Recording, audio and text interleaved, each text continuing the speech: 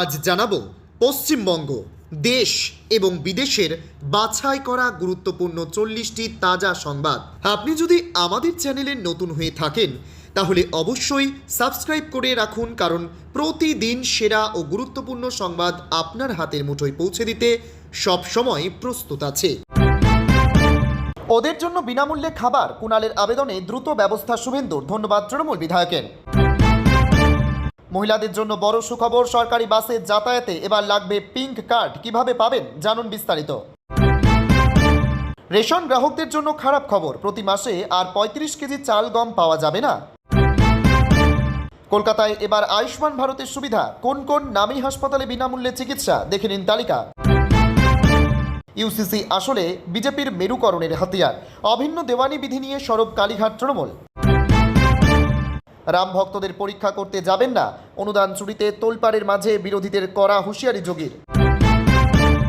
LPG সরবরাহে বড় স্বস্তি, বিশ্ববাজারে চাপ কমতেই নিষেধাজ্ঞা তুলে নিল কেন্দ্র।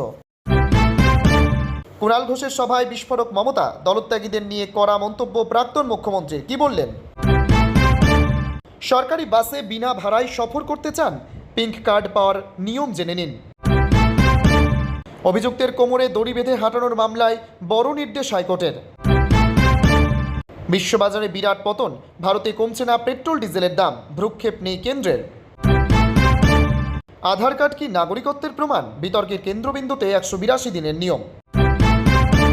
ওদিকে গিয়েছিলেন, আবার আমাদের কাছেও এসেছিলেন, দলবদল নিয়ে বিস্ফোরক কুণাল ঘোষ। মাসে 5,000 টাকা পর্যন্ত পেনশন, কেন্দ্রের ধামাকা প্রকল্প, আবেদন থেকে যোগ্যতা সব জানুন। 26 বছর পর বাংলায় অনুপম, নতুন সরকারের কাছে কি আর্জি জানালেন অভিনেতা? যার সত্যি, বিতর্কের মাঝেই অন্নপূর্ণা যোজনা নিয়ে বড় আপডেট দিয়ে দিলেন অর্থমন্ত্রী। বাড়িতে সিলিন্ডার থাকলেই পাবেন 500 টাকা, 2000 টাকা, ধামাকা অফার, কিভাবে আবেদন করবেন? এয়ারপোর্ট নিয়ে আবার এক বড় সিদ্ধান্ত কেন্দ্রের, 1 জুলাই থেকে বাড়বে খরচ। একই পরিবারের একাধিক মহিলা পাবেন অন্নপূর্ণার টাকা, কি নিয়ম জানালো রাজ্য সরকার। সিবিআই যদি তদন্ত করতে না পারে তাহলে সিআইডি আরজিকর কাণ্ডে আরজি অভয়ের মায়ের, ফের রিপোর্ট তলব হাইকোর্টের, কবে আবার শুনানি? সোমবার থেকে বাড়বে ঝড় বৃষ্টি, একাধিক জেলায় জারি হলো লাল সতর্কতা, কেমন থাকবে কলকাতার আবহাওয়া? প্রিয় দর্শক, এতক্ষণ শুনছিলেন সংবাদ শিরোনাম, এবার আসছি বিস্তারিত খবরে।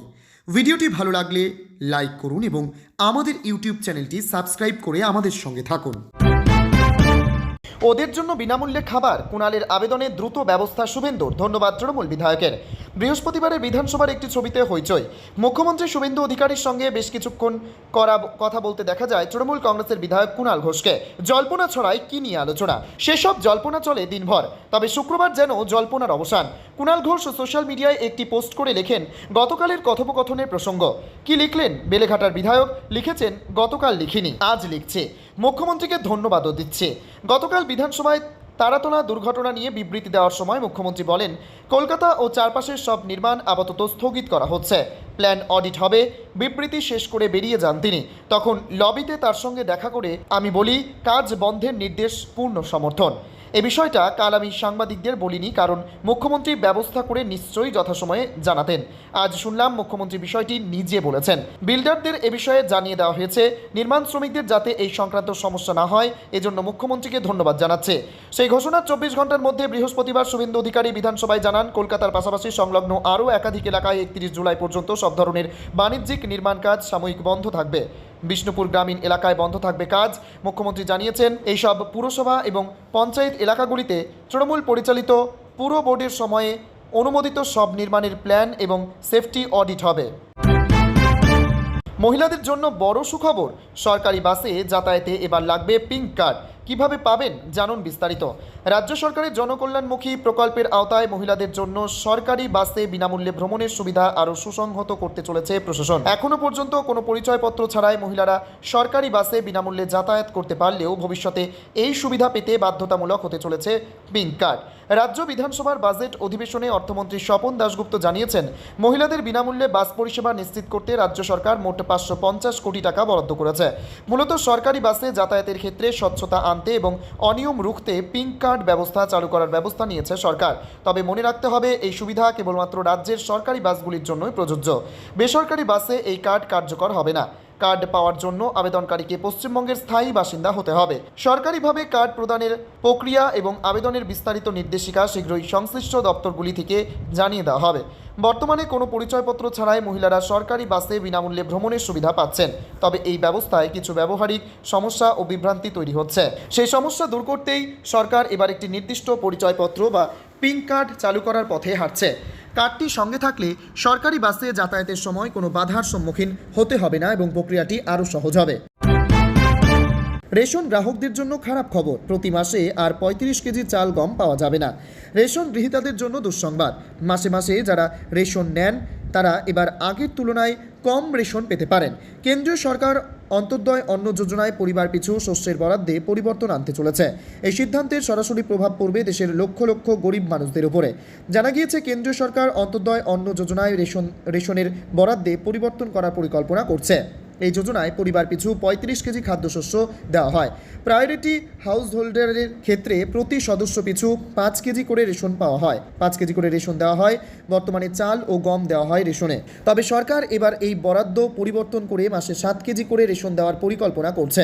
পরিবারের প্রতি সদস্য পিছু এই রেশন দেওয়া হবে। সহজভাবে বলতে গেলে, এখন থেকে পরিবারের সদস্য পিছু 7 কেজি করে খাদ্যশস্য দেওয়া হবে। অর্থাৎ কারোর পরিবারে যদি 2 জন সদস্য থাকে তবে তিনি 14 কেজি রেশন পাবেন। যদি কারোর পরিবারে 5 জন সদস্য থাকেন তবে 35 কেজি শস্য দেওয়া হবে। সর্বাধিক 35 কেজি লিমিট। পরিবারের 5 জনের বেশি সদস্য থাকলেও 35 কেজির বেশি রেশন দেওয়া হবে না। Department of food and public ডিস্ট্রিবিউশনের তরফে ন্যাশনাল ফুড সিকিউরিটি অ্যাক্ট 2023-তে সংশোধনের প্রস্তাব দেওয়া হয়েছে। কেন্দ্রীয় খাদ্য মন্ত্রকও 13 জুলাইয়ের মধ্যে সাধারণ মানুষকে এই সংশোধনী সম্পর্কে নিজেদের মতামত জানাতে বলা হয়েছে। কলকাতায় এবার আয়ুষ্মান ভারতের সুবিধা। কোন কোন নামী হাসপাতালে বিনামূল্যে চিকিৎসা, দেখে নিন তালিকা। পশ্চিমবঙ্গে আনুষ্ঠানিকভাবে যাত্রা শুরু করল কেন্দ্রের জনপ্রিয় স্বাস্থ্য প্রকল্প আয়ুষ্মান ভারত যোজনা। রাজ্যের নতুন সরকার গঠনের পর থেকে এই প্রকল্প নিয়ে সাধারণ মানুষের মধ্যে ব্যাপক উৎসাহ দেখা দিয়েছে। রাজ্যের মুখ্যমন্ত্রী শুভেন্দু অধিকারী জানিয়েছেন, এখন থেকে এই কার্ডের মাধ্যমে শুধুমাত্র পশ্চিমবঙ্গেই নয়, গোটা দেশের যে কোনো তালিকাভুক্ত সরকারি ও বেসরকারি হাসপাতালে বিনামূল্যে চিকিৎসা পরিষেবা পাওয়া যাবে। কলকাতা মেডিকেল কলেজ ও ন্যাশনাল মেডিকেল কলেজেও এই প্রকল্পের সুবিধা বহাল থাকবে বলে জানানো হয়েছে। ভবিষ্যতে তালিকাভুক্ত হাসপাতালের সংখ্যা আরও বাড়বে বলে আশা করা হচ্ছে। আয়ুষ্মান ভারত কার্ডে কি কি সুবিধা রয়েছে? এই কার্ডের মাধ্যমে একজন সুবিধাভোগী বছরে 5 লক্ষ টাকা পর্যন্ত ক্যাশলেস চিকিৎসার সুবিধা পাবেন। তবে কিছু নির্দিষ্ট নিয়ম ও শর্ত রয়েছে। মূলত হাসপাতালে ভর্তি হতে হয় এমন গুরুতর রোগ বা সার্জারির ক্ষেত্রে এই কার্ডের মাধ্যমে বিনামূল্যে চিকিৎসার সুবিধা পাওয়া যায়। কেন আয়ুষ্মান ভারত গুরুত্বপূর্ণ? এতদিন রাজ্যে স্বাস্থ্যসাথী প্রকল্পের মাধ্যমে চিকিৎসা পরিষেবা মিলত। নতুন সরকার ক্ষমতায় আসার পর আয়ুষ্মান ভারত চালু করায় জাতীয় স্তরে চিকিৎসা পাওয়ার সুযোগ তৈরি হলো। এর ফলে রাজ্যের মানুষ এখন দেশের যে কোনো প্রান্তের স্বীকৃত হাসপাতালে নিজেদের চিকিৎসার সুব্যবস্থা করতে পারবেন। ইউসিসি আসলে বিজেপির মেরুকরণের হাতিয়ার। অভিন্ন দেওয়ানি বিধি নিয়ে সরব কালীঘাট তৃণমূল। অভিন্ন দেওয়ানি বিধি বাতুড়জোড় নিয়ে এবার বিজেপিকে নিশানা করল কালীঘাট তৃণমূল। ইউসিসি নিয়ে গেরুয়া শিবিরের আসল উদ্দেশ্য ও রাজনৈতিক এজেন্ডা নিয়ে বড়সড় প্রশ্ন তুলছে ঘাসফুল শিবির। তৃণমূলের অভিযোগ, এই সংবেদনশীল বিষয়টিকে দেশের প্রকৃত কল্যাণে ব্যবহার না করে আসলে রাজনৈতিক মেরুকরণের স্বার্থে একটি অস্ত্র হিসেবে ব্যবহার করতে চাইছে বিজেপি। তৃণমূলের পক্ষ থেকে জানানো হয়েছে, ভারতের আসল শক্তি নিহত রয়েছে বৈচিত্র্যের মধ্যে ঐক্যের ভাবনায়, যেখানে সম অধিকারের পাশাপাশি পারস্পরিক ভিন্নতা ও সংস্কৃতির প্রতিও সমান শ্রদ্ধা জানানো হয়। কোনো সামাজিক সংস্কারই ওপর থেকে জোর করে চাপিয়ে দেওয়া যায় না। যে কোনো বড় পরিবর্তন আনতে গেলে আলাপ আলোচনা, পারস্পরিক বিশ্বাস এবং সাংবিধানিক মূল্যবোধকে পাথেয় করেই এগোতে হয়। কিন্তু মূল প্রশ্নটি উঠছে বিজেপির আন্তরিকতা ও রাজনীতি নিয়ে। বিজেপি কি সত্যিই এই আদর্শগুলি বাস্তবায়িত করতে আন্তরিক, নাকি অভিন্ন দেওয়ানি বিধিকে সির্ফ একটি রাজনৈতিক হাতিয়ার হিসেবে ব্যবহার করে সমাজে বিভাজন আরও গভীর করতে এবং বিভিন্ন সম্প্রদায়ের মধ্যে মেরুকরণ ঘটাতে চাইছে? তৃণমূলের দাবি, রাজনৈতিক লাভের জন্য এমন সংবেদনশীল ইস্যুগুলিকে হাতিয়ার করার এক চেনা ইতিহাস রয়েছে বিজেপির। এখনও পর্যন্ত এই বিলের রাজনৈতিক উদ্দেশ্য নিয়ে দেশের মানুষের কাছে কোনো স্পষ্ট ও সদর্থক আশ্বাস দিতে পারেনি তারা। নবান্ন সূত্রে খবর, পশ্চিমবঙ্গের প্রস্তাবিত বিলেও পাহাড় ও জঙ্গল মহলের কিছু বিশেষ সম্প্রদায়ের প্রচলিত রীতিনীতি এবং সাংবিধানিক সুরক্ষার বিষয়টি বিবেচনায় রাখা হতে পারে। তবে এ বিষয়ে চূড়ান্ত সিদ্ধান্ত বিল পেশের সময়ই স্পষ্ট হবে। রাম ভক্তদের পরীক্ষা করতে যাবেন না, অনুদান চুরিতে তোলপাড়ের মাঝে বিরোধীদের কড়া হুঁশিয়ারি যোগীর। রাম মন্দিরের অন্দরে কোটি কোটি টাকার অনুদান ও অলংকার চুরির ঘটনায় উত্তাল উত্তরপ্রদেশ। এই চাঞ্চল্যকর ঘটনায় উত্তাল উত্তরপ্রদেশ। এই চাঞ্চল্যকর দুর্নীতির আবহে রাম জন্মভূমি ট্রাস্টের প্রধান চম্পুত রায়ের পদত্যাগ পরিস্থিতিকে আরও জটিল করে তুলেছে।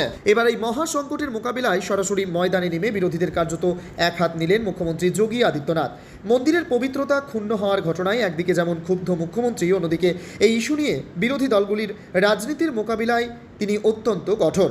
দেউরিয়ার এক জনসভা থেকে বিরোধীদের উদ্দেশ্যে যোগী আদিত্যনাথ স্পষ্ট বার্তা দিয়েছেন, অযোধ্যার দিকে কুনজর দেবেন না, রাম ভক্তদের ধৈর্য পরীক্ষা করতে যাবেন না। তিনি আরও বলেন, যদি কোনো রাজনৈতিক দলের কাছে এই চুরি সংক্রান্ত সুনির্দিষ্ট প্রমাণ বা তথ্য থাকে তবে তা নিয়ে গণমাধ্যমে বা পথে ঘাটে রাজনৈতিক কাদা ছোড়াছুড়ি না করে সরাসরি বিশেষ তদন্তকারী দল বা এসআইটি এর কাছে জমা দিতে হবে। এদিকে চুরির দায় ও প্রশাসনিক ব্যর্থতার নৈতিক দায়ভার গ্রহণ করে রাম জন্মভূমি ট্রাস্টের প্রধান চম্পত রায় পদত্যাগ করেছেন। অযোধ্যার এনসাইক্লোপিডিয়া হিসেবে পরিচিত চম্পত রায়ের এই ইস্তফা মন্দিরের অভ্যন্তরীণ ব্যবস্থাপনার দুর্বলতাকে আরও প্রকট করে তুলেছে। এদিকে অভিযোগ দায়েরের 24 ঘন্টার মধ্যেই অভিযুক্ত 8 জনকে গ্রেপ্তার করা হলেও ট্রাস্টের শীর্ষস্থানীয় কর্তাদের ভূমিকা নিয়েও তদন্ত চলছে।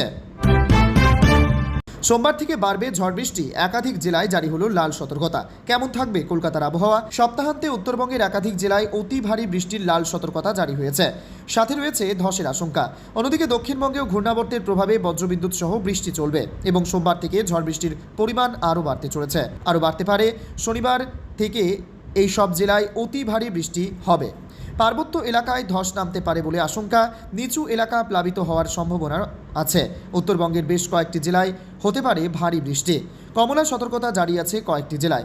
জলপাইগুড়ি ও আলিপুরদুয়ারে 200 মিলিমিটার পর্যন্ত বৃষ্টি হতে পারে। উত্তর পূর্বে ও পূর্ব মধ্য বঙ্গোপসাগরে ঘূর্ণাবর্ত রয়েছে। এর ফলে দক্ষিণবঙ্গে মূলত মেঘলা আকাশ থাকবে, কোথাও আংশিক মেঘলা আকাশ থাকবে। এখন কদিন বৃষ্টি না হলে গরম ও অস্বস্তি বজায় থাকবে।